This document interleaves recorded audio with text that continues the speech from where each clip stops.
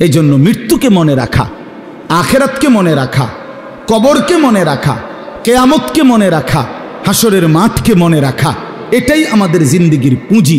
আর এই কোরআনুল কারীমের মধ্যে আল্লাহ তাআলা এটাই বারবার বারবার মনে করায় দিচ্ছে। আল্লাহ বলছে, বান্দা যাই করো শুধু এদ্দুর মনে রাখো, এটা থাকবে না, এটা থাকবে। দুনিয়া যতই সাজাও বান্দা মনে রাখো, তুমিও থাকতা না, দুনিয়াও থাকতো না। তুমিও যেমন মৃত্যু হবে, এই কায়নাতেরও মৃত্যু হবে। এই দুনিয়ার প্রত্যেক মানুষের মৃত্যু হলে সেটারে মৌত বলে, আর একদিন গোটা সৃষ্টি জগতের মৃত্যু হবে, সেটারে কেয়ামত বলে, সেটারে কেয়ামত বলে। কেউ থাকবে না, আল্লাহ কথাটা বারবার মনে করাইছে। তোমার যেমন মৃত্যু হবে, সৃষ্টি জগতেরও মৃত্যু হবে। ইজাস সামাউন ফাতারাত ওয়া ইদাল কাওয়াকিবুন তাসারাত। আল্লাহ বলেছেন ইজাস শামসু কুফিরাত। আল্লাহ তাআলা এভাবে বারবার বলছে ইজাস সামাউন শাক্কাত, আসমান ভেঙে যাবে, চূর্ণ বিচূর্ণ হয়ে যাবে, তারকারাজি খসে খসে পড়বে, সূর্য চন্দ্র আলোহীন হয়ে পড়বে। আল্লাহ তাআলা বলেন ইদা রাজ্জাতিল আরদু রাজ্জা, জমিন পাউডারের মতো রেজা রেজা পাউডার হয়ে যাবে। আল্লাহ তাআলা বলছে পাহাড়গুলো তুলার মতো ধুলির মতো উঠতে থাকবে। আল্লাহ বলছে, বান্দা একদিন আমি গোটা কায়নাত আমি শেষ করে দেব, আমার সংসার আমি গুছায় ফেলবো, আমার এই কায়নাত আমি আল্লাহ তাআলা ইসরাফিলের সিঙ্গার ফু দিলে আমি আল্লাহ তাআলা গুটিয়ে ফেলব। এই কথাটাই আপনাদের সামনে এখানে আমি শুনাইতে চাই, এই অল্প একটু শুনে। পবিত্র কোরআনুল কারীমের 30 নম্বর পারা, কোরআনুল কারীমের 99 নম্বর সূরা। সূরাটির নাম হচ্ছে সূরায়ে জিলজাল। এই সূরাটি ছোট্ট সূরা, মাত্র 8টা আয়াত। এই 8 আয়াত বিশিষ্ট এই ছোট্ট সূরাটি আমি আপনাদের সামনে তেলাওয়াত করেছি। অল্প কিছুক্ষণ সময়, কোনোভাবেই আমি দেরি করতে চাই না, অল্প একটু সময় ইনশাআল্লাহ এই আয়াতগুলোর তরজমা এবং তার সাথে প্রাসঙ্গিক সামান্য কিছু কথা আমরা আরজ করতে চাই। আল্লাহ তাআলা আমাদেরকে তৌফিক দান করেন। নওজোয়ান ভাই সকলের কাছে অনুরোধ, ভাই শতভাগ এই অল্প একটু সময়, আমি আসলেই দেরি করব না ইনশাআল্লাহ, মনোযোগ দিয়ে শুনলে ভালো হবে। আমি অনুরোধ করলাম যে বিশেষ করে হাতে যেই মোবাইলটা, এটা নিয়ে ব্যস্ত হইও না ভাইয়া। মোবাইলটা দিয়া রেকর্ডও করার দরকার নেই, মোবাইলটা একদম বন্ধ রাখাই, মানে এটার প্রতি বেখবর হয়ে আল্লাহর কথা মনোযোগ দিয়ে শুনলে ভালো। এটা একটা জরুরি বিষয়। আসলে যিনি যতটা আন্তরিকতা দেখায় আল্লাহর কথা ক্ষেত্রে, আল্লাহ তাআলা তার ততটা পরিবর্তন নসিব করে। নিজে কোনো রকমের গাফলতি খামখেয়ালি করলে, অবজ্ঞা করলে আল্লাহর কোরআন তার থেকে আসে না, পরিবর্তন আসে না। এটা অনেক গুরুত্বপূর্ণ। আমরা ছোটবেলায় যখন মাদ্রাসায় পড়তাম, তখন আমাদের উস্তাদরা আমাদেরকে সব সময় বলতেন যে এলেম, কোরআন সুন্নাহর এলেম, আল ইলমু লা ইউতিকা বা'দাহু লা তুতিকা বা'দাহু হাত্তা তুতিয়াহু কুল্লাক। তুমি যদি তোমার পুরা নিজেকে সঁপে দাও এলেমের জন্য, তো এলেম তোমাকে কিছু দিবে। তোমার নিজেকে দিয়ে দাও পুরা, তাইলে এলেম তোমাকে কিছু দিবে, অর্থাৎ সামান্য হবে। কোরআন সুন্নাহর এলম এতটা দাম, এতটা দাম, পুরা জিন্দিগি দিয়ে দিলে এরপরে সামান্য কিছু এলেম হইতে পারে। একজন বিশ্ববিখ্যাত বুজুর্গ আলেম ছিলেন আমাদের এই হিন্দুস্তানে, ভারতীয় উপমহাদেশে, হযরত মাওলানা মনজুর নোমানি রাহমাতুল্লাহ আলাইহি। তিনি বলতেন, তালেবে এলেম ছাত্রদেরকে বলতেন, নসিহত করতেন যে তালেবে এলেমরা তোমরা এলেমের জন্য নিজেকে ওয়াকফ করে দাও, ওয়াকফ করে দাও। ওয়াকফ করা মাল যেমন আর কোনোদিন ফেরত নেয় না, তোমার নিজেকে এরকম এলেমের জন্য, আল্লাহর জন্য, দ্বীনের জন্য ওয়াকফ করে দাও। যার মাওলা আমি কোনো দিন আর সুখে থাকি দুঃখে থাকি, কিছু পাই বা না পাই, খাইতে পাই বা না পাই, তোমার দ্বীনের জন্য, এলেমের জন্য, কোরআন সুন্নাহর জন্য আমাকে ওয়াকফ করে দিল, ওয়াকফ করে দিল। এরকম হওয়া উচিত, এরকম হওয়া উচিত। তিনি উদাহরণ দিছেন যে পূর্ববর্তী জামানায় আল্লাহর প্রিয় বান্দা বান্দিরা পেটে থাকতেই নিজের সন্তান আল্লাহর জন্য ওয়াকফ করে দিত। কোরআন শরীফে এটার উদাহরণ আছে। হজরত মরিয়ম আলাইহিস সালাম, আপনারা সবাই নাম জানেন, ঈসা আলাইহিস সালামের মা। এই মরিয়ম, উনার আম্মা যিনি ছিলেন, মরিয়ম আলাইহিস সালামের মা হজরতে হান্না বিনতে ফাখুস, হান্না ওনার নাম। এই উনার ব্যাপারে কোরআন শরীফে আছে যে উনার পেটে যখন বাচ্চা আসছে, মানে পরবর্তীতে যেটা মরিয়ম, এই পেটে বাচ্চা থাকতেই তিনি আল্লাহ তাআলার কাছে বলছেন, ইন্নী নাযারতু লাকা মা ফি বাতনি মুহাররামা, আল্লাহ আমি মান্নত করলাম আমার পেটের সন্তান আপনার জন্য ওয়াকফ, আপনার দ্বীনের জন্য, মসজিদের খেদমতের জন্য, দ্বীনের জন্য ওয়াকফ। এই জন্য আসলে বাস্তবতা এটা। আপনি কিছুক্ষণের জন্যই বসলেন, তো এটুকুও মনোযোগী হইতে হয়। নিজের পুরা দিল, কান, চোখ, কোরআন শরীফে আছে আল্লাহ তাআলা বলছেন, কেউ যদি তার দিল, কান এবং চোখ তিনটা একসাথ করে, তো আল্লাহ তাআলা বলে নিশ্চয়ই তার জন্য আল্লাহর কোরআনের মধ্যে উপদেশ এবং নসিহত আছেই আছে। ইন্না ফি যালিকা লাযিকরা লিমান কানা লাহু কলবুন আও আলকাস সামআ ওয়া হুয়া শাহীদ। মনোযোগী হইতে হয়, আপনি মাতবরি করলে হয় না। হুজুররা আর বলবেই কি, জানেই কি, না না, আপনি বহুত কিছু জানেন, কিন্তু আপনি এগুলো জানেন না। এজন্য কেউ অহংকার করতে নাই, মাতব্বরি করতে নাই। নিজেকে শতভাগ বিনয়ের সাথে, আদবের সাথে কোরআন এবং সুন্নাহর সামনে পেশ করতে হয়। তাইলে কিছুটা হয়, কিছুটা পরিবর্তন নসিব হয়। এটা বহুতই জরুরি বিষয়, বহুত গুরুত্বপূর্ণ বিষয়। হাদিসের মধ্যে আছে হযরত জিবরাইল আলাইহিস সালাম মানুষের আকৃতিতে নবী সাল্লাল্লাহু আলাইহি সাল্লামের কাছে আসছেন। জিবরাইল আয়েশা নবীজির সামনে এভাবে বসছেন যে একেবারে নামাজের সুরতে যেভাবে বসে। নবীজি সাল্লাল্লাহু আলাইহি সাল্লামের হাঁটু মুবারকের সাথে মুখোমুখি করে হাঁটু মিলাইয়া বসছে। তো ফলে কি হইছে? ফলে নবীজির হাঁটু মনে করেন এদিকে, উনি এদিকে হাঁটু একদম বরাবর করে বসছে। এখন হাঁটুও বরাবর, বুকও বরাবর, চোখও বরাবর, ঠিক না?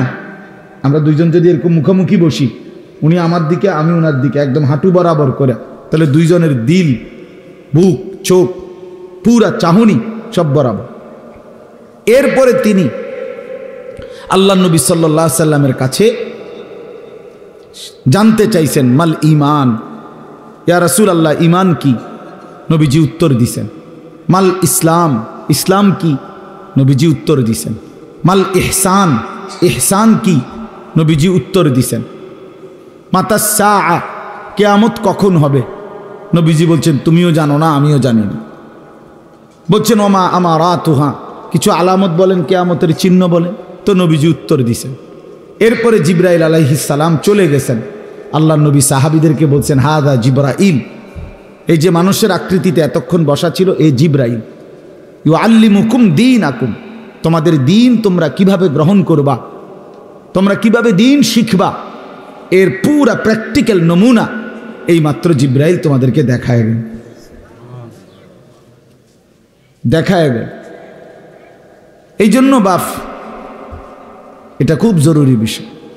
এই মসজিদে কিছু মানুষ আছে, ইমাম সাহেব জুমার নামাজের বয়ান করে, উনি কোনো পাত্তাই দেন, উনি এটারে কোনো বিষয়ই মনে করেন, কোনো বিষয়ই মনে করেন। হয় বৈশা বৈশা জুরায়, আর নয়তো নিচের দিকে মাথা নিয়ে রাখে, মানে ইমাম সাহেবের চেহারার দিকে তাকাইলে এটা অসুন্দর। উনি যেই পরিমাণ নামি দামি মানুষ, উনি চাইয়া থাকে কেমনি? কথা বুঝছেন না? এই জাতীয় মানসিকতার কারণে যেমন ছিল তেমনই থেকে যায়। হারাম আর ছোটে না, আল্লাহর নাফরমানি আর জীবন থেকে ছোটে না, আল্লাহর অবাধ্যতা আর ছোটে না। এই জন্য জরুরি এটা বিষয়, শতভাগ মনোযোগী হইতে হয়। এটা আজকের জন্য না, আমি প্রত্যেক দিন বয়ানে, প্রতিটা বয়ানে এ কথা কিছুক্ষণ হলেও বলি। কোরআন শরীফ আছে আল্লাহ তাআলা বলেন ওয়াহদি ইলাইহি মান ইউনীব, যে আল্লাহর দিকে একটু ঝুঁকে আসে, আল্লাহ বলেন আমি তার চাইতে এগিয়ে হেদায়েত দিয়ে দে, কিন্তু শর্ত হলো তুমি একটু আগাইতে হবে, তুমি আসবা। আল্লাহ বলছেন হাদিসে কুদসিতে, বান্দা তুমি আমার দিকে আসবা 1 বিঘত, আমি আসবো 1 হাত। তুমি আসবা 1 হাত, আমি আসবো 2 হাত। তুমি আসবা হাঁটতে হাঁটতে, আমি রহমত মাগফিরাত নিয়ে আসবো দৌড়তে দৌড়তে। বাকি তুমি একটু আগাইতে হবে। জাগাত বইয়া মাতবরি করলে হইতো না, মাতবরি করলে বিনয়ী হইতে হয় যে ভাই একটা কথা বললাম শুনবেন, আরে কইবেন না হুজুর, আপনার কথা আপনি কইবেন না, আমি কি করি এটা আপনার কি দরকার? আরে বেয়াদব, তোমার তো পরিবর্তন হবে না জীবন, তোমার এই অহংকার তোমারে শেষ করে দিবে, তোমার এই অভদ্রতা তোমারে শেষ করে দিবে। এজন্য এটা জরুরি বিষয়। আমাদের ছেলেগুলো মসজিদের বয়ান শুনে না, জুমার নামাজের দিন আসে যদিও, এই পিছনে বৈশা শুধু খোসাখুসি, ধাক্কা ধাক্কি, ঠেলাঠেলি, এই ফালতু দুষ্টামি করতে করতেই জিন্দিগি শেষ। আহা, গাফলতে গাফলতে জীবন শেষ, হেলায় হেলায় জীবন শেষ। এই এক অসভ্য জিন্দিগি, জানেও না কি কেন আসছে, কোত্থেকে আসছে, কে তারে পাঠাইলো, কেন পাঠাইলো, কিচ্ছু মনে না, কিচ্ছু মনে না। আরে ভাইয়া এটা ঠিক। কোরআনুল কারীমের মধ্যে আছে, আল্লাহ তাআলা বলেন, হাল আতা আলাল ইনসানি হাইনুম মিনাদ দাহরি লাম ইয়াকুন শাইআম মাযকুরা। প্রতিটা মানুষকে আল্লাহ বলছে, বান্দা শোনো, তুমি মনে রেখো একটা দীর্ঘ সময়, যুগের পর যুগ তোমার এমন গেছে যখন তোমার কোনো নাম ঠিকানা, আলোচনা, তোমার কোনো নিশানা কিছুই এই পৃথিবীতে কেউ জানতো না, ছিল না, উল্লেখ করার মতো বস্তু তুমি ছিল না, কিন্তু আমি আল্লাহ একাই তোমাকে দীর্ঘ সময় লাগায়া এই জমিনে আমার এই সৃষ্টিতে তোমারে সংরক্ষণ করেছি। তুমি প্রথম মাটির মধ্যে ছিলা, মাটির অস্তিত্বের মধ্যে আমি আল্লাহ তাআলা সেখানে তোমাকে সংরক্ষণ করেছি, কেউ জানতো না। তুমি খাদ্যের মধ্যে ছিলা, খাদ্যের উপাদানের মধ্যে তোমার অস্তিত্ব ছিল, কেউ জানতো না। একদিন নির্দিষ্ট পরিমাণ খাদ্য তোমার বাবা ভক্ষণ করেছে, সেখান থেকে আমি আল্লাহ নির্দিষ্ট পরিমাণ বীর্যের ফোঁটা তৈরি করেছি। একদিন বাবা মায়ের মিলনে উভয়ের মিশ্র বীর্য একত্রিত করে মায়ের জরায়ুতে আমি আল্লাহ স্থাপন করেছি। সেখান থেকে আরও 10 মাস লাগায়া ধীরে ধীরে পর্যায়ক্রমে আমি আল্লাহ তোমাকে এই পৃথিবীর আলোর মুখ দেখাইছি। তো এই লম্বা সময় তুমি মাটি আকারে ছিলা, খাবারের কণিকা হিসাবে ছিলা, বাবার বীর্য হিসাবে ছিলা, মায়ের জরায়ুতে স্থানান্তর হইলা, সেখান থেকে ধীরে ধীরে 10 মাস পরে তোমার আমি এই পৃথিবীর আলো দেখাইলাম। তুমি একটাবারও জানতে চাইলা না যে এত লম্বা সময় লাগাইয়া মাওলা আপনি আমারে কেন বানাইলেন? একবারও কি ভাবা উচিত ছিল না? সামনে যা পাইলাম তাই করলাম, সামনে যা দেখলাম তাই করলাম। হায় যুবক, এটা কি কোনো জীবন হইতে পারে? জীবনের কোনো আগা নাই, মাথা নাই, লক্ষ্য নাই, উদ্দেশ্য নাই। কেন এতক্ষণ ধরে মোবাইল টিপতেছ? কেন সারা রাত উলঙ্গ ছবি দেখতেছ? কেন নর্তকী দেখতেছ, জেনা দেখছো, বেবিচার দেখতেছ?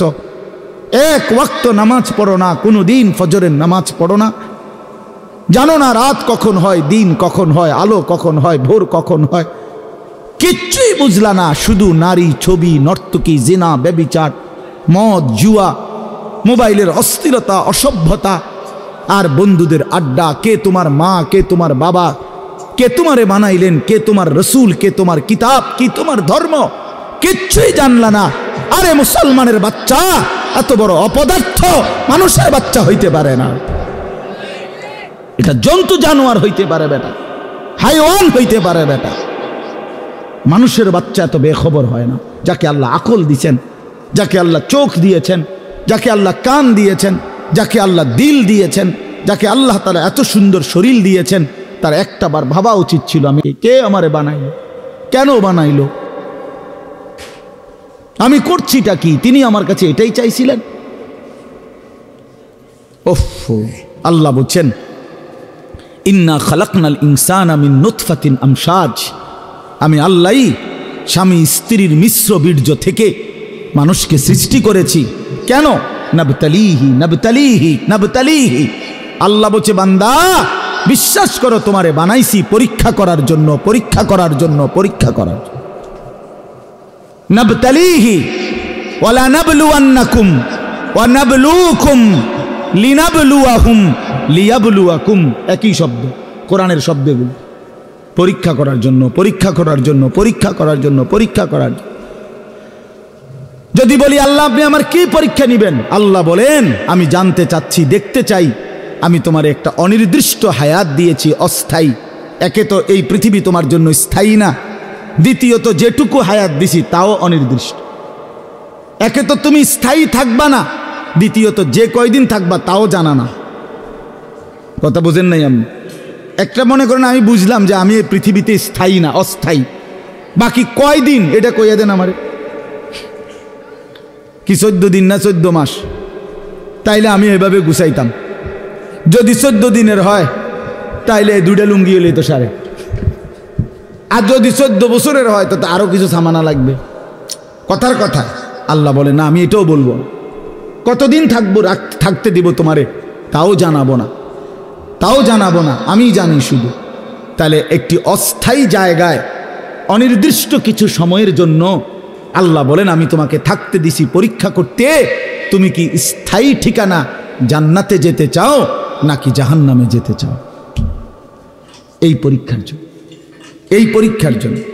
এবার যদি বলি আল্লাহ আমি যাতে পরীক্ষায় পাশ করতে পারি, আমার জন্য আপনি কি ব্যবস্থাপনা দিছেন, কি কি ব্যবস্থাপনা দিছেন?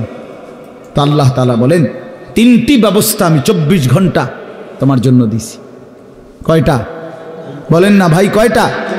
1 নাম্বার হলো ফাজআলনাহু সামিআন বাসীরা, আমি আল্লাহ তাআলা তোমাকে আমাকে মানার মতো যতগুলো হুকুম আমি করেছি, যতগুলো নিষেধ আমি করেছি, প্রতিটা হুকুম পালন করার, প্রতিটা নিষেধ বর্জন করার আমি আল্লাহ শতভাগ যোগ্যতা সম্পন্ন একটি শরীর, দেহ আমি আল্লাহই তোমারে দিয়েছি।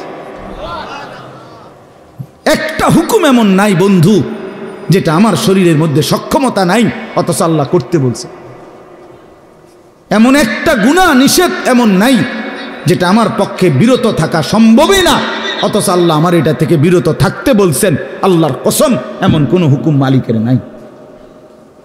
আল্লাহ তাআলা জুলুম করে না। ইন্নাল্লাহা লা ইয়াজলিমু মিসকালা যাররাহ, নিশ্চয়ই আল্লাহ তাআলা এক বিন্দু জুলুম করে না। মনে করেন আমারে আল্লাহ বলছে রুকু দিতাম, এখন আমার কোমরে বাঁকা হয় না, তাইলেন আমি বলতাম যে আপনি আমার দেখতেছেন আমার কোমরটাই ভাঙে না, আপনি আমারে রুকু করতে বললেন, এটা তো জুলুম করলেন। এখন কি বিষয়টা এমন? কথা বলেন না কেন? আমারে আপনি সেজদা দিতে বললেন, ও আমি তো নিচের দিকেই যাইতে পারি না, আমারে বানাইলেন তাল গাছ, আমারে বললেন সেজদা দিতে, তাইলে না এটা জুলুম হইতো। কিন্তু আমার আপনার শরীরের মধ্যে এই যে কনুই ভাঙ্গে, হাঁটু ভাঙ্গে, কোমর ভাঙ্গে, বাঁকা হয়, এটা কেন দিলেন? তো আল্লাহ তাআলা সেজদা করার যোগ্যতা দিলেন। তার একটি বিধান বলেন, একটি, ওযু, গোসল, নামাজ, রোজা, হজ, যাকাত, জিকির, তেলাওয়াত, দান, সাদাকা, গুনাহ থেকে বাঁচা, হারাম থেকে বাঁচা, চুরি, ডাকাতি, জিনা, ব্যভিচার, মদ, জুয়া, সুদ, ঘুষ, অশ্লীলতা, বেহায়াপনা থেকে ফিরে আসা, কোনটার যোগ্যতা আমার শরীরের মধ্যে নাই? যে আমার চোখটার এমন অবস্থা যে আমি যদি কোনো বেডির দিকে চাই তা আর নামাইতে পারি না চোখ, এমন তো সমস্যা কি? এমন যদি হইতো হুজুর আমি একবার যদি চোখ উঠাই কবে 30 মিনিটের কমে আর দিকে নামাইতে পারি, তাইলে না এটা বড় অসুবিধা হইতো। বলেন তাহলে আমরা যদি উপরের দিকে তাকাইতে পারি তো নিচের দিকে চোখ নামাইতে পারি না? পারি কি না বলেন না? তো সমস্যা কি? সমস্যাটা কোথায়? সুদ আল্লাহ নিষেধ করছেন, তো ব্যবসা কি আল্লাহ হালাল করে নাই? তো ভিন নারী দেখতে কি নিষেধ করছেন, তো একজন পবিত্র স্ত্রী গ্রহণ করতে কি অনুমতি দেয় নাই? তো সমস্যা কোথায় বলেন? অর্থাৎ আল্লাহ তাআলা বলেন বান্দা আমি একটি হুকুম এমন দেই নাই যা তোমার শরীরের সাথে মানানসই নয়, এমন হয় না। তুমি শতভাগ পারবা এই যোগ্যতা দিয়েই আমি আল্লাহ তোমার দেহ বানিয়েছি। ফিতরাতাল্লাহিল্লাতী ফাতারান নাসা আলাইহা। 2 নম্বরে আল্লাহ বলেন ইন্না হাদাইনাহুস সাবিলা। এটার মধ্যে 2টা, 2 এবং 3। আল্লাহ তাআলা বলেন তোমারে আমাকে মানবার যোগ্যতা সম্পন্ন একটি শরীর যেমন দিয়েছি, এবার আমি আল্লাহ দ্বিতীয় এবং তৃতীয় দুইটা ব্যবস্থা করছি। একটা হলো তোমারে বুঝাইবার জন্য 24 ঘন্টা আমি আল্লাহ এক জামানা নবী রসুল, এরপরে নবী রসুলদের পরবর্তীতে ওলামায়ে কেরাম সর্বযুগে তোমার সামনে রাখছি, যারা তোমার আখিরাতের রাস্তা, পরীক্ষায় উত্তীর্ণের রাস্তা, জান্নাতের রাস্তা বুঝায় দিবে, বলে দিবে এমন উপযুক্ত রাহবার, পথ প্রদর্শক, এমন উপযুক্ত আলেমে দ্বীন আমি আল্লাহ তোমার জন্য রেখেছি। বলেন, এখানে একজন বয়স্ক লোক বলেন আজ থেকে 30 বছর আগে, 50 বছর আগে আপনি শুনছেন যে 1 বছর এরম হয়েছে, সকালে উঠটা মানুষে দেখছে যে দেশে কোনো হুজুর নাই? 1990 সালে এরকম একবার হয়েছে। হ্যাঁ, কথা বলেন, 1986 সালে একবার এরকম হয়েছে নাকি? এমন ঘটনা ঘটছে কখনো? না, ঘটে নাই। এমন ঘটনা ঘটে নাই। আল্লাহ তাআলা তার জমিনে তার প্রতিটি বান্দাকে বুঝাবার জন্য উপযুক্ত আলেমে দ্বীন এই জমিনের মধ্যে রেখেছেন। 3 নাম্বার হলো আল্লাহ তাআলা বলেন আমি বুঝবার জন্য তোমার সামনে 24 ঘন্টা সর্বসময় আমার আসমানি কিতাব কোরআন তোমার সামনে রেখেছি। তাইলে তোমারে মানবার মতো যোগ্যতা সম্পন্ন একটা শরীর দিছি, তোমারে বুঝাইয়া বলার জন্য নবী রসুল এবং ওলামায়ে কেরাম দিয়েছি, তোমারে বুঝবার জন্য কিতাব দিয়েছি, এরপরেও বান্দা কেন পারলা না? কি উত্তর দিবেন তখন? বলেন ভাই, বলেন বাপ, কি জবাব হবে তখন আমাদের? আমরা কি বলবো তখন? 2টা প্রশ্ন আল্লাহ এবং রসুল হাসরের ময়দানে করবে। একটা হলো দুনিয়াতেই করছে আল্লাহ, এটা কোরআনে আছে, ফাবি আইয়ি হাদিসিম বাদাহু ইউমিনুন। আমি নিয়মিত বলি এ কথাটা, কোরআন শরীফে আছে, আল্লাহ বলছেন বান্দা আমি 23 বছরে 30 পারা কোরআন নাজিল করেছি। আমি আল্লাহ আমার সর্বশ্রেষ্ঠ কালাম তোমাদের জন্য দিয়েছিলাম। আমি এক একটা কথা বান্দা বারবার এই কোরআনের মধ্যে বলছি, আকিমুসসালাহ আকিমুসসালাহ আকিমুসসালাহ আকিমুসসালাহ। বান্দা তুমি জানো আমি 80 বারের চাইতে বেশি তোমারে বলছি নামাজ পড়ো, নামাজ পড়ো, নামাজ পড়ো, নামাজ পড়ো। এত শ্রেষ্ঠতম কিতাব বললাম, 30 পারা কোরআন দিলাম, এতবার বললাম। আল্লাহ জানতে চাইছে কোরআনে, বান্দা এরপরে আর কোন কথা বললে, এর চাইতে দামি আর কোন কিতাব দিলে তুই নাফরমান আমার কথা মানতি? এই বেনামাজি বেঈমান, আর কোন আল্লাহ বললে, আর কতবার বললে কোরআনের চাইতে দামি আর কোন কিতাব নাজিল করলে তুই নাফরমান সেজদা দিতি? বলেন, আল্লাহ জানতে চাইছে কোরআন যে আমি আর কি বললে, আমি আর কেমনে বললে বান্দা, আমি আর কতবার বললে বান্দা আমারে মানতা? হায় হায়, ওফ! কোরআনুল কারীমের মধ্যে মোট 89 বার, 8, 9, 89 বার এই কথাটা আছে, ইয়া আইয়ুহাল্লাযীনা আমানু, হে ঈমানদারগণ, হে ঈমানদারগণ, হে ঈমানদারগণ। বিশ্বাস করেন 89 বার আল্লাহ ডাকছে, হে আমার ঈমানদারগণ, হে আমার বান্দা, ওই আও না। এতবার বললেন, আর কতবার বললে আমরা আল্লাহকে সেজদা দিতাম? বলেন ভাই আমার ছেলেরা, বলো বাবা। আর কতদিন বললে ফজরের নামাজ পড়তা? খোদার 365 দিনে কোনো দিন ফজরের নামাজ পড়ো না, একদিনও না। তুমি মানুষের বাচ্চা, তুমি মুসলমানের বাচ্চা, কোন মার ঘরে জন্ম নিছ? নাফরমান, কোনদিন মালিকের কথা মনে পড়লো না? ভোরের আলো কোনদিন দেখলা না? সুবহে সাদিক কোনদিন দেখলা না? কোনদিন ভোরের আলো দেখলা না? আহা, এ কেমন হয় মানুষ? মুসলমান, ওই যে দেখেন, ওই অপদার্থ দেখেন, দেখছেন? হ্যাঁ, এটাই জিন্দেগি। কারে বলে, কি বলে, কেন বলে, কার জন্য বলে, এগুলো আমার দরকার। আমার শাহওয়াত, আমার বন্ধুদের আড্ডা, আমার বান্দ্রামি, এই আমার জিন্দেগি। হ্যাঁ হ্যাঁ, আমি ছাড়তে রাজি না বাপ। আমি ছাড়তে রাজি না। আজ অভিভাবকরা আপনারা নিজ নিজ সন্তানের ব্যাপারে এই পরিমাণ গাফিল হয়ে গেছেন। সবাই বিল্ডিং দেখায়, বিল্ডিং, হুজুর গড় ইয়ান করছি, কিন্তু দোয়া করে দেন। কিতা দোয়া করতো? বিল্ডিংয়ের আবার দোয়া কিতা বলেন? ইট বালুর কি দোয়া? এটা কিতা দোয়া করতো? হ্যাঁ, মোটরসাইকেল কিনছি হুজুর, কিন্তু দোয়া করে দেন। মোটরসাইকেলের দোয়া, প্রাইভেট কারের দোয়া, প্রাইভেট কারের বইয়ে ভিতরে বইয়া দোয়া করুন লাগবে। যাইটা এটা ভিতরে ঢুকাই, হুজুরটার ভিতরে বইয়ে কিন্তু দোয়া করে। কি দোয়া করতো বেটা? হায় হায় হায়, ছাদ ডালাই আজকা দোয়া করে দেন, আজকে ছাদ ডালাই। এই খাট পালং আর সোফা ফার্নিচারের জন্য দোয়া চাইলেন, এই সন্তানটা নষ্ট হয়ে যাচ্ছে, তার জন্য কিছুই বললেন না।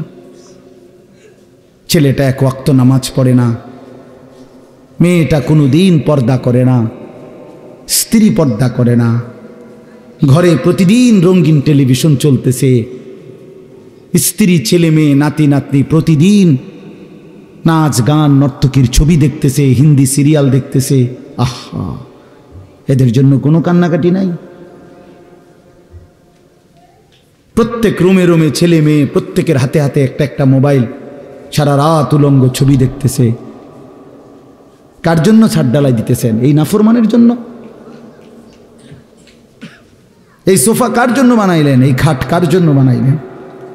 এই হাইওয়ানদের জন্য যারা একটা সেজদা দেয় না, সারা রাত উলঙ্গ ছবি দেখে, কোনোদিন ফজরের নামাজ পড়ে না, যে এই হাইওয়ান, এই চতুষ্পদ জন্তুর জন্য ঘর বানাইলেন? আয় হায় হায়, আফসুসের ব্যাপার, আফসুস। আমার রীতিমতো আশ্চর্য লাগে এটা। নিজেরা চলতে ফিরতে তো দেখি এটা, কি পরিমাণ বিরক্ত হই মাঝে মাঝে।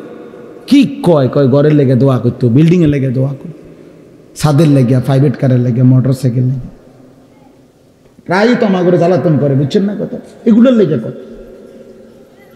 সেদিন বাংলাদেশের একজন বড় বুজুর্গ আলেম আছে, হজরত মৌলানা আবুল বাশার মোহাম্মদ সাইফুল ইসলাম, অনেক বড় আল্লাহওয়ালা একজন আলেম। উনি একটা সুন্দর কথা বলছে, যে বলছে, হে ব্যবসায়ী ভাই, তোমার ব্যবসার বরকতের জন্য, ব্যবসার লাভের জন্য তাবিজ তালাশ করতে কত হুজুরের কাছে গেলা। একটা তাবিজ দেন হুজুর, কিছু একটা ঝুলাইয়া রাখতাম দোকানে, যাতে করে ব্যবসায় রুটি রুজিতে বরকত হয়। কিন্তু ব্যবসাটা হালাল না হারাম, আমার এই পদ্ধতিটা হুজুর, এটা জানবার জন্য কোনো আলেমের কাছে একবারও গেলা না? বুঝেন নাই কথা? তাবিজের লেগে তো অনেকবার গেলা, কিন্তু হালাল হারামের জন্য, হ্যাঁ, কোম্পানির মাল বেচছে 6 মাস, এখন কই আপনি? এখন কোম্পানি কি দিছে? বিশেষ অফার দিছে, 60 জন 70 জন নারী পুরুষ সবাই মিল্লা ট্যুরে গেছে। বাহ, কোম্পানির থেকে দিছে। উনি কোম্পানির থেকে বেড়াবেড়ির লগে ঘুরতেছে। এটা শরীয়ত সম্মত? এটা জিগাইলেন না কাউরে? এটা হালাল না হারাম জিজ্ঞাসা করলেন না? হ্যাঁ, লোডার লগে যে বদনা ফিরি লইলেন, বালতির লগে যে জগ ফিরি লইলেন, এটা জিগাইলেন না হুজুর রে, যে হুজুর এটা হালাল না হারাম? কথা বোঝেন নাই আমার? এটা জিজ্ঞাসা করা দরকার ছিল না? এটা জানা দরকার না? না না না, তাবিজ দেন, তাবিজ। তাবিজ যদি 13টা তাবিজ হুজুর, 13টা দেন। কত করে হাদিয়া কন? 230 টাকা করে গুণনা দেন। হ্যাঁ জান, আপনি 30 টাকা করে কম দেন, 200 করে দেন। 13 দুগুণে কি 2600 দেন। এই হলো জিন্দেগি আমাদের। আপনারা রাগ হয়েন না।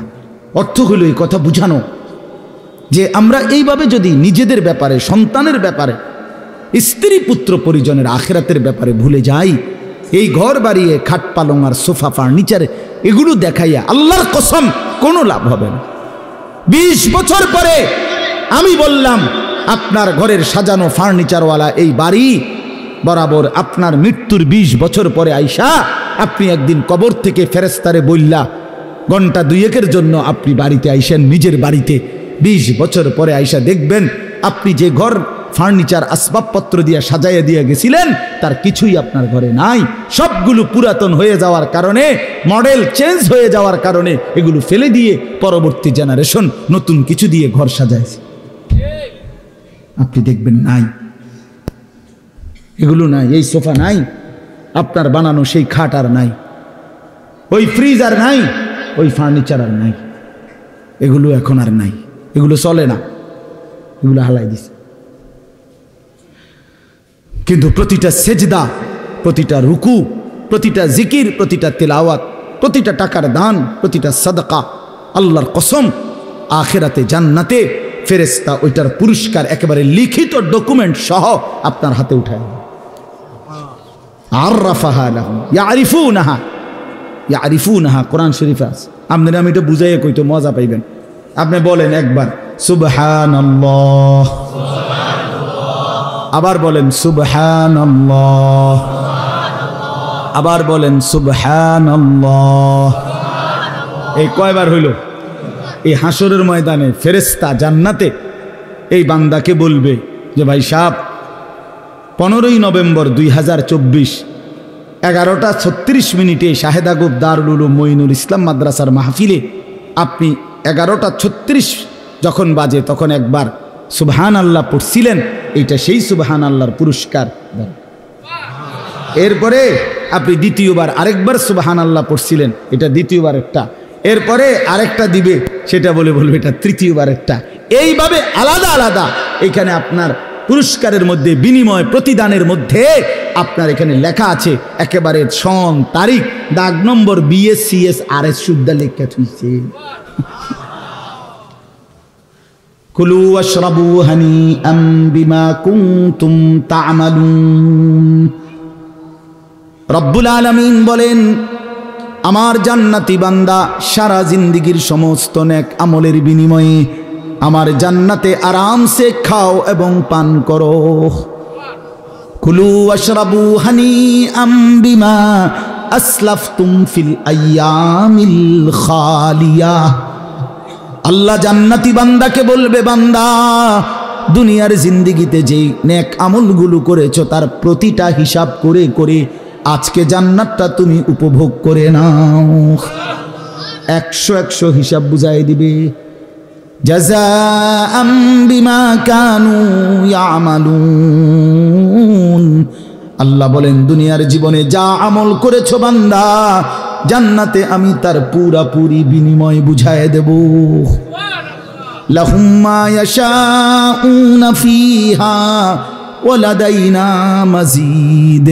আল্লাহ বলে, বান্দা জান্নাতে তুমি যা চাইবা আমি আল্লাহ তো তা পুরা দেবই, কিন্তু বান্দা তুমি চাইবাই কয়টা, জানোই কয়টা, চিনোই কয়টা? আমি আল্লাহ তোমার চাওয়া যখন শেষ হবে, ওয়ালাদাইনা মাজিদ, আমি নিজের থেকেও আরো অগণিত কোটি কোটি নিয়ামত দেব। হ্যাঁ, আপনি বোকা ভাইবেন নাম করে, আমরা 2-4 কলম পইরাই বুঝছি আখেরাত ঠিক আছে। ছেলেরা নিজেরে চালাক ভাইব না, নাফরমান চালাক হয় না। পাপী কখনো চালাক নয়, পাপী বোকা।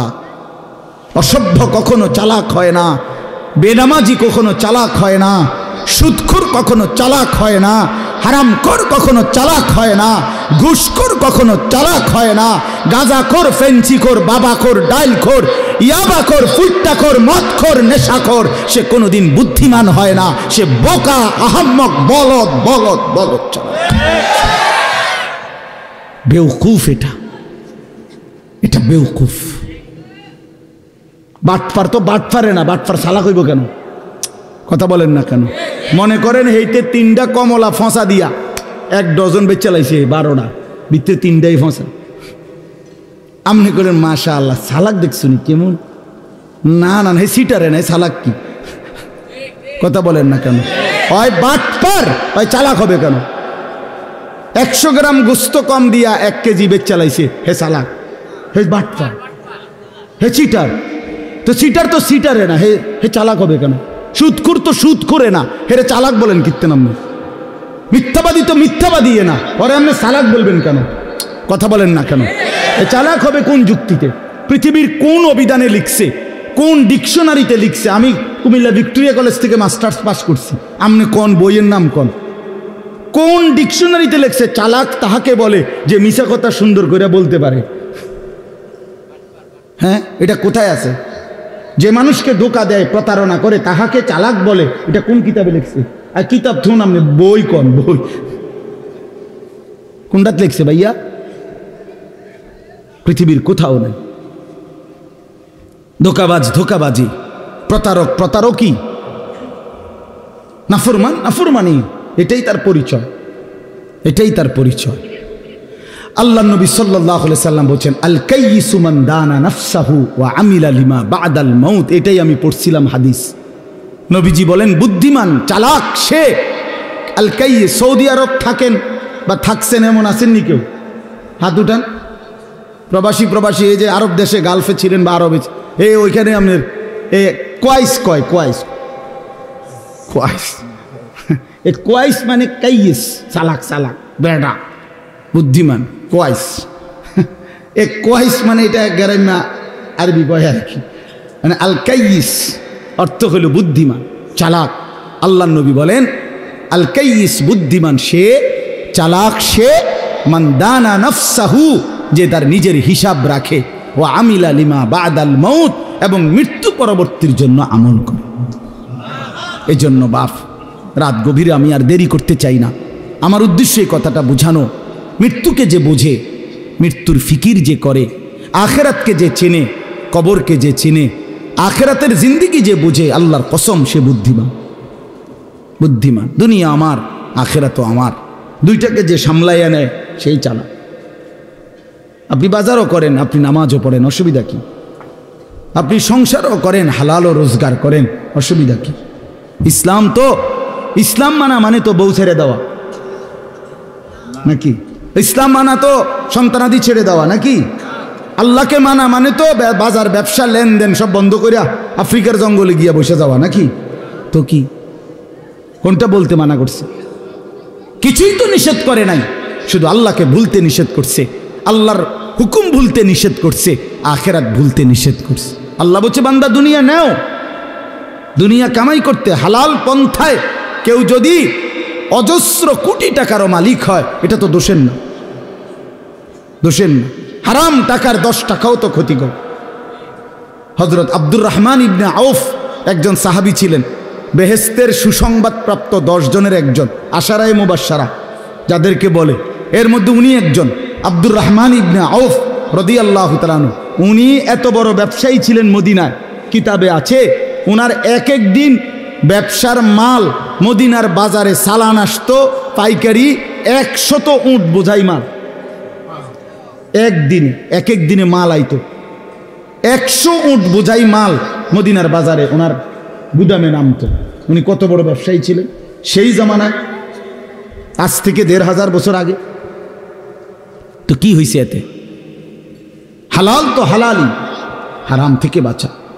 এই জন্য মৃত্যুকে মনে রাখা, আখেরাতকে মনে রাখা, কবরকে মনে রাখা, কেয়ামতকে মনে রাখা, হাসরের মাঠকে মনে রাখা, এটাই আমাদের জিন্দেগির পুঁজি।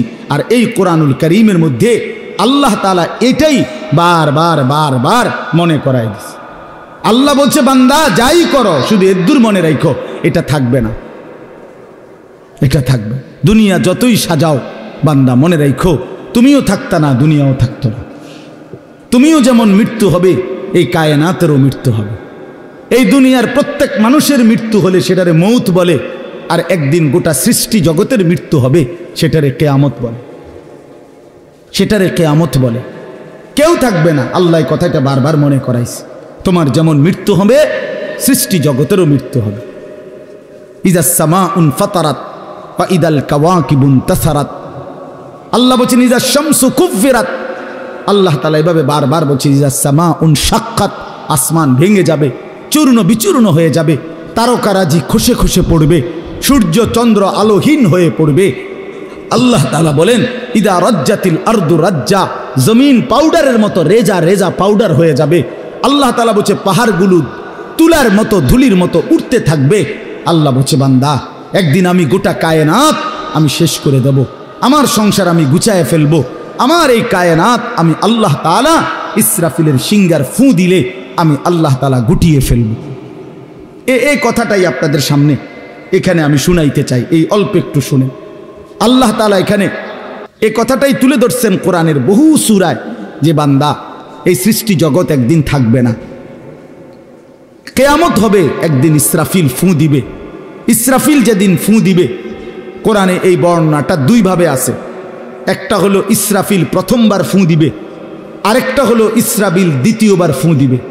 ইসরাফিল মোট দুইবার ফু দিবে। প্রথমবার ফু দিলে জমিনের মধ্যে ভূমিকম্প শুরু হবে।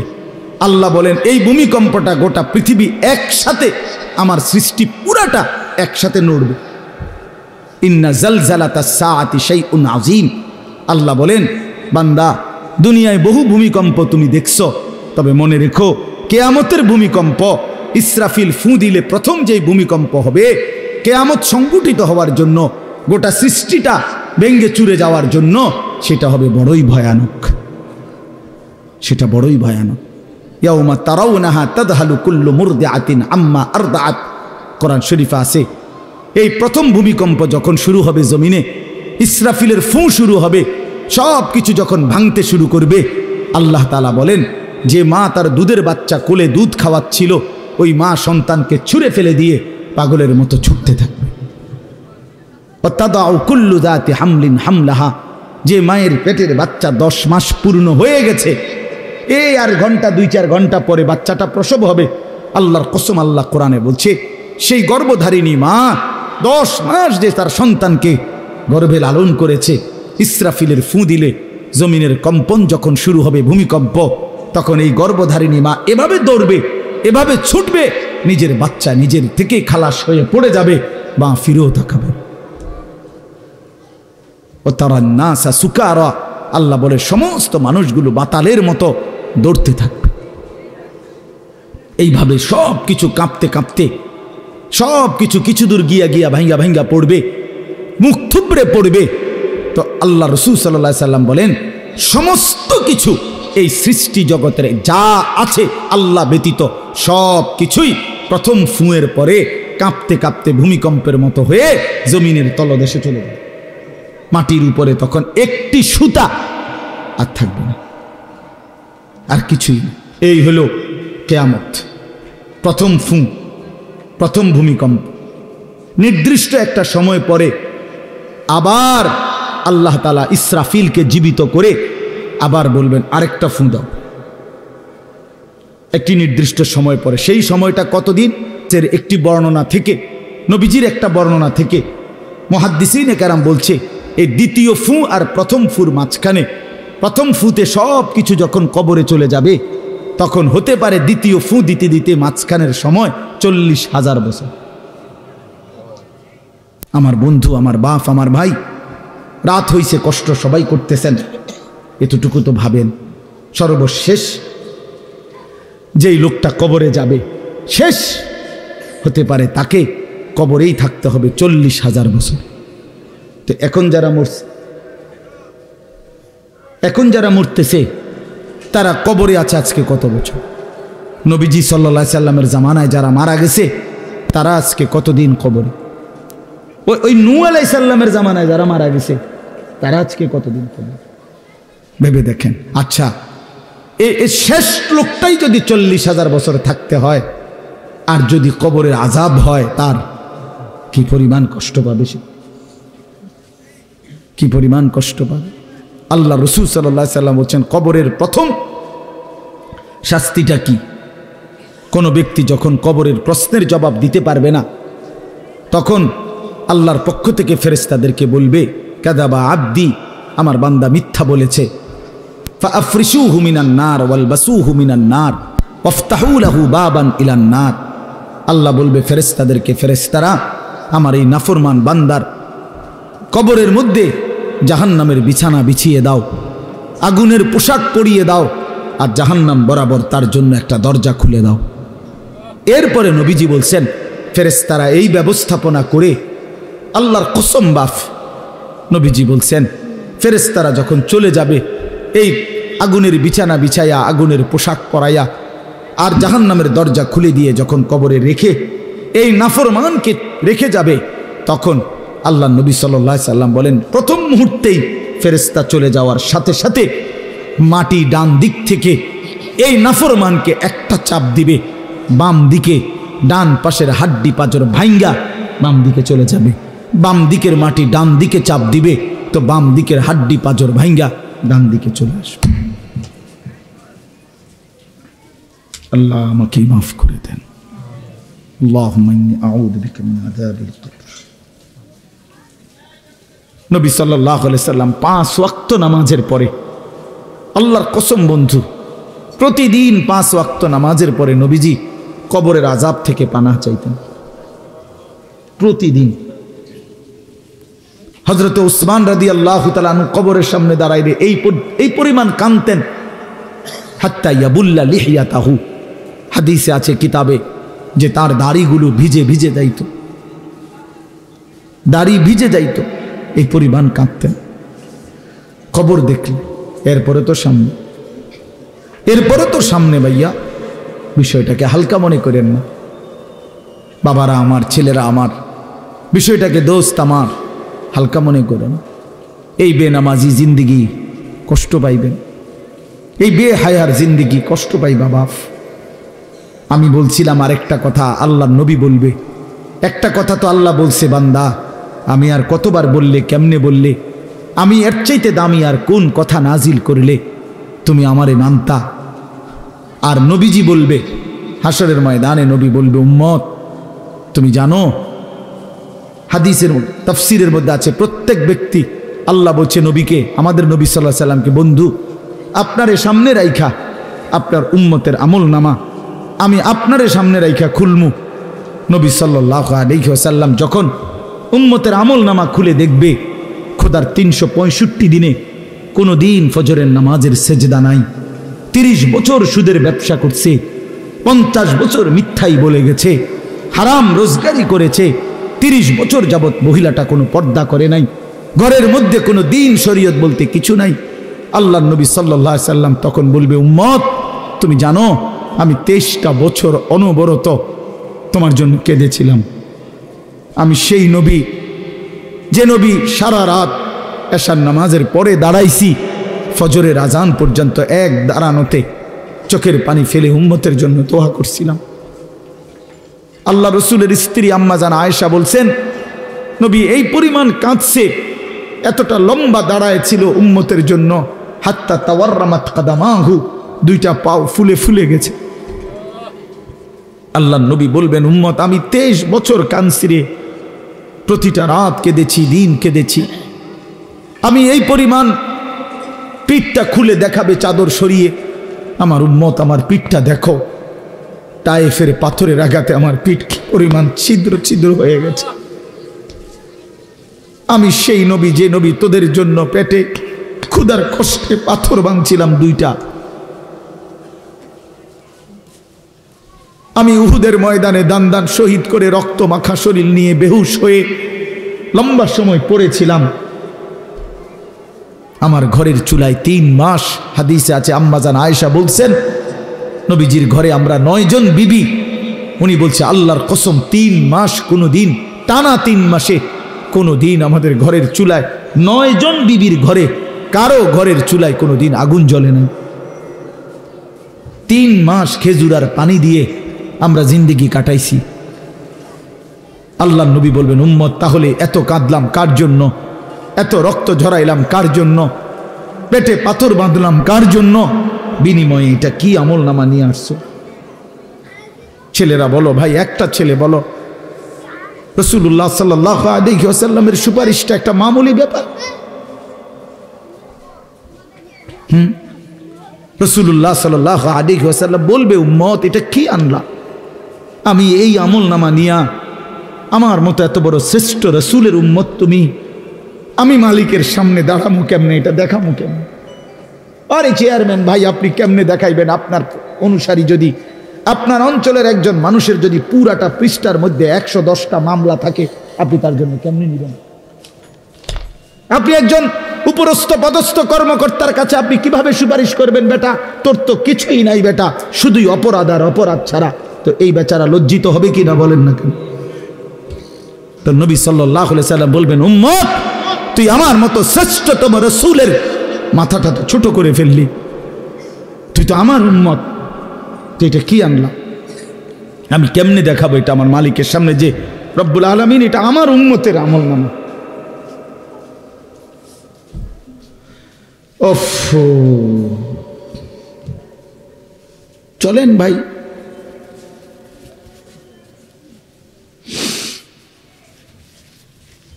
এই জন্য দোস্ত আমার, বন্ধু আমার,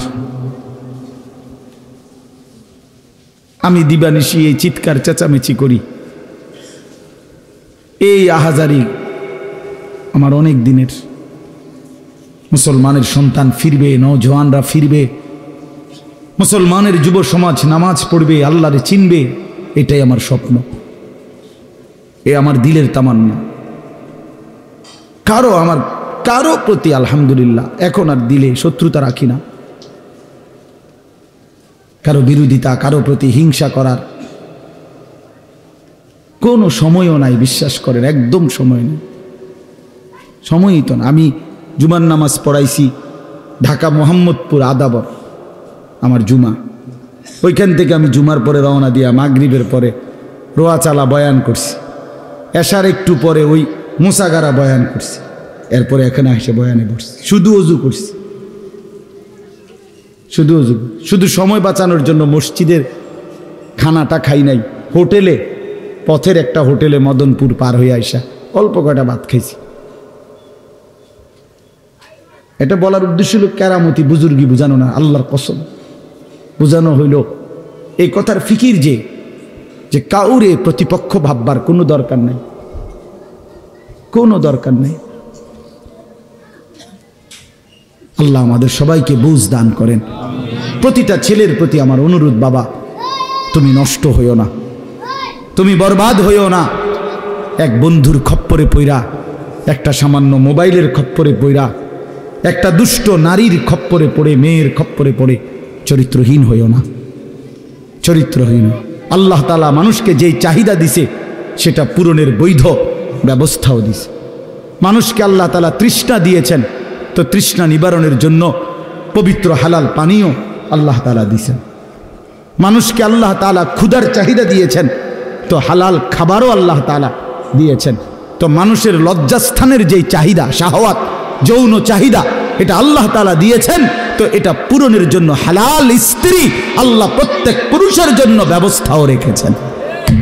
কেন নষ্ট হইবা, চরিত্রহীন হইবা কেন? উলঙ্গ ছবি আর নর্তকীর পিছনে জীবন শেষ করে দিবা কেন? কি দুঃখে বন্ধু নষ্ট হইলা বলো? অনেক ছেলে তো এখানে বসছো মাশাআল্লাহ, কিন্তু অনেক ছেলের চেহারা দেখলেই বোঝা যায় ভাইয়া নামাজ পড়ো নাই, চেহারায় সেজদার চিহ্ন নাই। দোস্ত আমার, চিহ্ন নাই। আল্লাহ আমাদেরকে মাফ করে দেন। তো আল্লাহ তাআলা বলেন ইসরাফিলকে আল্লাহ দ্বিতীয়বার উঠাবে, উঠাইয়া বলবে ইসরাফিল আবার ফুঁ দাও। এই আবার ফুঁ দিলে এবার আবার জমিন কাঁপতে শুরু করবে দ্বিতীয়বার। তো প্রথমবার ফুঁ দেওয়াতে জমিন কাঁপতে কাঁপতে সব কিছু কই গেছিল? নিচে, মাটির নিচে। মাটির উপরটা কি খালি, ফাঁকা না? এইবার দ্বিতীয়বার যখন ইসরাফিল ফুঁ দিবে, মাটি কাঁপতে কাঁপতে ভূমিকম্প শুরু হলে এবার জমিনের সমস্ত কিছু ভিতরে যেগুলো ছিল সব কিছু জমিনের উপরে উঠে আসবে একেবারে একটা সুতা সহ। গরু, ছাগল, মানুষ, জিন, স্বর্ণ, রৌপ্য, হীরা, মণি, মুক্তা, জহরত, সব সব সব, শুধু মানুষ না, একেবারে সব কিছু, একেবারে আদম আলাইহিস সালামের জামানা থেকে ইসরাফিলের ফু পর্যন্ত যত কিছু মাটির তলে গেছে সব মাটির উপর উঠে আসবে। ইদা জুলজিলাতিল আরদু জিলজালাহা, আল্লাহ তাআলা বলেন এই দ্বিতীয়বারের ভূমিকম্প জমিনে যখন হবে, ওয়া আখরাজাতিল আরদু আসকালাহা, জমিন তার তলদেশ থেকে তার ভেতরে যা কিছু বোঝা জমিনের মধ্যে ছিল সব কিছু সে জমিনের উপরে তুলে দিবে। তুলে দিলে তখন তাফসীরের মধ্যে আছে এই যে স্বর্ণ, রৌপ্য, মণি, মুক্তা, টাকা পয়সা, হীরা, জহরত, অর্থ সম্পদ, এগুলোর স্তূপ থাকবে। আশ্চর্য কথা শোনেন, সরাসরি হাদিসে আছে, নবীজি বলছেন এই স্বর্ণ, রৌপ্য, মণি, মুক্তাগুলো তখন আল্লাহর কুদরতে কথা বলবে। এইগুলা এই অর্থ সম্পদগুলা, মানুষের যে অর্থ সম্পদ, এগুলো কথা বলবে। কি কথা বলবে? চোরেরে ডাক দিবে, এই না সারিক, এই চোর, দিঘা বাটফারে দিঘা, এই সম্পদের জন্য চুরি করেছিলি, আজ যা দরকার নেই কেন, আইয়ুহাল কাতে, এই ডাকাত, এদিকে এখান থেকে নে, এই সম্পদের জন্য ডাকাতি করছিলি, নে এখন নে। সরাসরি হাদিস আছে, রাসূলুল্লাহ সাল্লাল্লাহু আলাইহি ওয়াসাল্লাম বলছেন, এই অর্থ সম্পদ ডাক দিয়া বলবে, হে আত্মীয়তার সম্পর্ক ছিন্নকারী বেঈমান, এদিকে এই সম্পত্তির জন্য আপন ভাইকে বঞ্চিত করছিলি, আপন চাচাকে বঞ্চিত করছিলি, আপন ভাতিজারে বঞ্চিত করছিলি, এর জন্যই আত্মীয়তার সম্পর্ক ছিন্ন করেছিলি, এখন নে, যা লাগবে নে, হারাম কর এখন নে, সুদখোর কত টাকা দরকার তোর, এখন নে। আল্লাহর কসম, মানুষ পাগল হয়ে যাবে, অবাক হয়ে যাবে। আর এইটা কি? এই এরপরের আয়াত, ওয়াকালাল ইনসানু মা লাহা, লোকেরা বলবে, ওমা এটা কি, আরে এটা কি কারবার, এগুলো কথা কয় কেমনে, এগুলো কয় কি, এগুলা মানুষ সব অবাক হয়ে যাবে, বলবে একে অপরে, মা লাহা, জমিনের কি হলো, এগুলোর কি হলো, এগুলো কথা বলছে কেন, এগুলো কি বলতেছে এগুলো? অর্থাৎ কেউ তো কিছুই নিবে না, নিবে কিছু, কথা বলেন না কেন কারো কোনো। তো এবার আল্লাহ বলেন, ইয়াউমা ইদিন তুহাদ্দিসু আখবারাহা, আল্লাহ বলে, বান্দা অর্থ সম্পদগুলো কথা বলছে দেখে অবাক হইলা, এখনো না দেখবা আসল খেলা, এখনো না দেখবা মেন খেলাটা, যে এখন দেখবা তোমার পায়ের নিচের জমিন, তোমার পুরা জিন্দেগির ভালো মন্দ সমস্ত কিছু তোমার সামনে আমি আল্লাহর সামনে বলে দিব। এখন শুনবা, এই জমিন তোমার ভালো মন্দ কথা বলবে। ইয়াউমা ইদিন তুহাদ্দিসু আখবারাহা, তোমার প্রতিটা মিনিট সেকেন্ড একাকী প্রকাশ্য, ঘরে বাহিরে, লোকালয়ে, আলোতে, অন্ধকারে, রাত গভীরে, দিনের আলোতে, তুমি যা ভালো করেছো তাও বলবে, তুমি যা মন্দ করেছো তাও বলবে।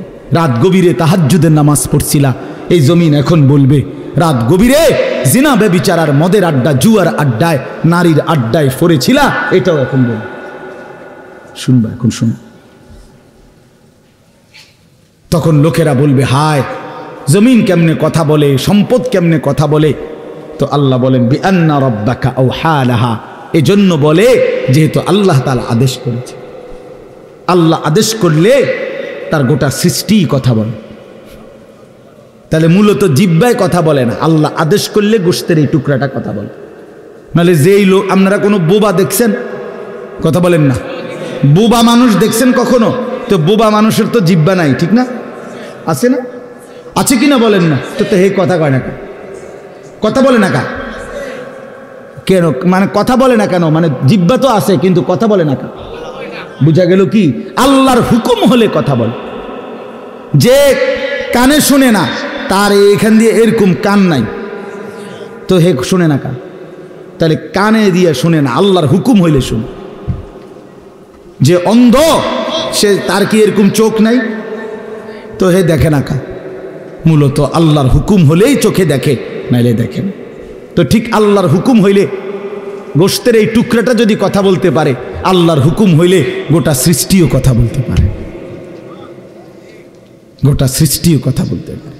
এবার আসেন, এই শেষ, ইয়াউমা ইদিন ইয়াসদুরুন নাসু আশতাতাল লিয়ারাউ আমালাহুম, ফেরেশতারা সমস্ত মানুষকে দলে দলে দলে দলে গ্রুপ গ্রুপ করে ভাগ করে দিবে, আর এই ভাগে ভাগে লোকেরা নিজেদের পুরা জিন্দেগির আমলনামা দেখার জন্য, নেওয়ার জন্য নির্দিষ্ট জায়গায় যাবে।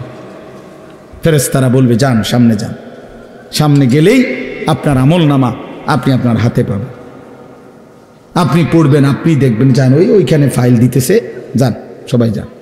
এই দলে দলে মানুষ যাবে। এইবার আমলনামা যখন হাতে দিবে, আল্লাহ তাআলা বলেন, ফামান ইয়ামাল মিসকালা যাররাতিন খায়রান ইয়ারা, এক বিন্দু ভালো যে করেছে সে তাও দেখতে পাবে, ওমান ইয়ামাল মিসকালা যাররাতিন শাররান ইয়ারা, এক বিন্দু মন্দ যে করেছে সে তাও দেখতে পাবে। প্রতি সেকেন্ড, প্রতি ঘন্টা, প্রতি মিনিট, প্রতি মুহূর্ত, প্রতি লামহা, প্রতি জাররা সে দেব। জাররা এই শব্দটা হলো কোরআনের, এই শব্দটা একটি এতটুকু পরিমাপ তাফসীরের মধ্যে লিখছে, লা জিনাতা লাহা, যেটার কোনো ওজন হয় না, মাপলে কোনো ওজন আসে না, এত সামান্য। মানে এটা 100 গ্রামও না, 1 গ্রামও না, 1 গ্রামও না, 1 গ্রামের অর্ধেকও না, অর্ধেকের অর্ধেকও না। এটা অণুও না, পরমাণুও না, এটা ইলেকট্রনও না, নিউট্রনও না, প্রোটনও না, কিচ্ছু না।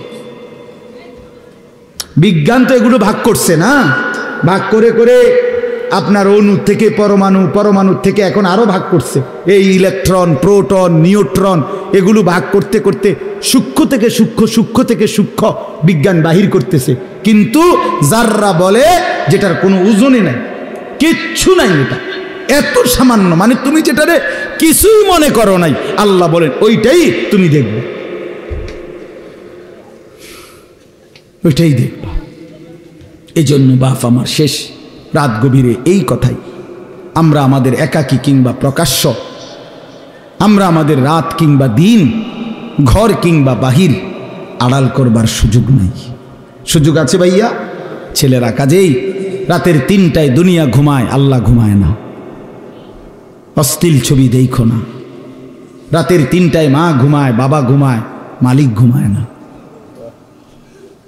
রাতের 3টায় মহল্লাবাসী ঘুমায়, কিন্তু আল্লাহ ঘুমায় না। আলাম ইয়ালাম বিআন্নাল্লাহা ইয়ারা, আল্লাহ বলে বান্দা তুমি জানো আমি কিন্তু সারাক্ষণ তোমাকে দেখি। কতক্ষণ? কতক্ষণ? আল্লাহ দেখেন কখন? সারাক্ষণ। এই জন্য আমরা প্রত্যেকে ইনশাআল্লাহ নিয়ত করি যে আমরা আমাদের আখেরাতকে ভাববো, ফিকির করব। আখেরাতের আশায় গুনাহ ছেড়ে দেন, আল্লাহর নাফরমানি ছেড়ে দেন, হালাল পথে জিন্দেগি চালান। একটু কষ্ট হলেও চলে যান, পার হয়ে যান। ऐसे रहे या वैसे रहे वहाँ देखना फिर कैसे रहे। বুজুর্গরা বলে এ দুনিয়ায় এমনে থাকো আর এমনে থাকো, কাইট মাইট হইয়া চিত্তিয়া মিত্তিয়া উঠতে লেগা।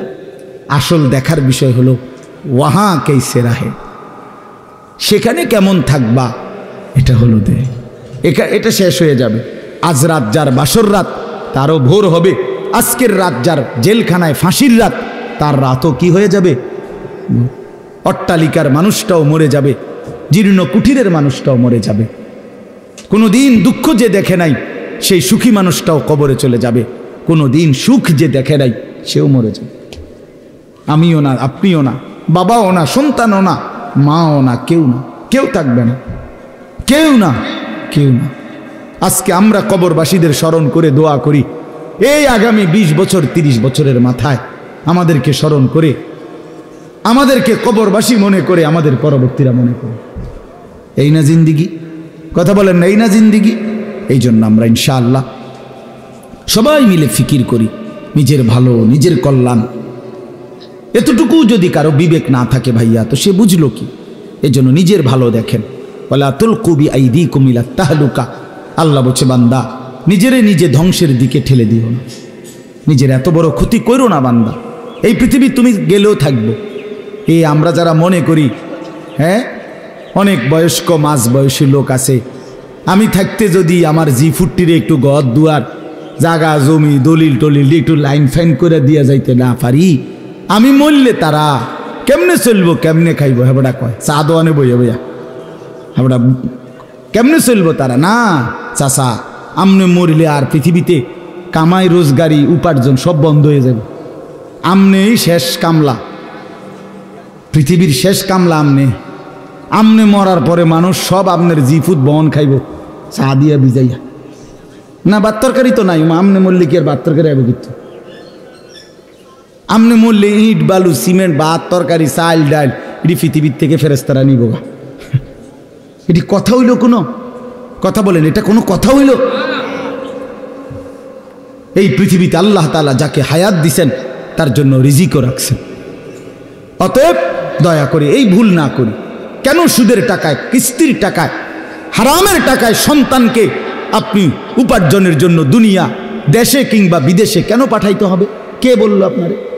এই দায়িত্ব আপনারে দিল কে? যে আমি বেটা জাহান্নামে গিয়া হইল তোরে বিদেশ পাঠান লাগবো সুদে টিয়া লইয়া, কিস্তিতে টাকা লইয়া। কেন? বলেন না, এটা কোনো ইনসাফের কথা হইল? এটা পৃথিবীর কোন আইনে আছে না আল্লাহর কোন আইনে আছে? তো এটা কি? এটা হলো লোভী। লোভী আমনে এবার কলজাটা খুললা চান, এবার কলজার ভিতরে হলো লোভ।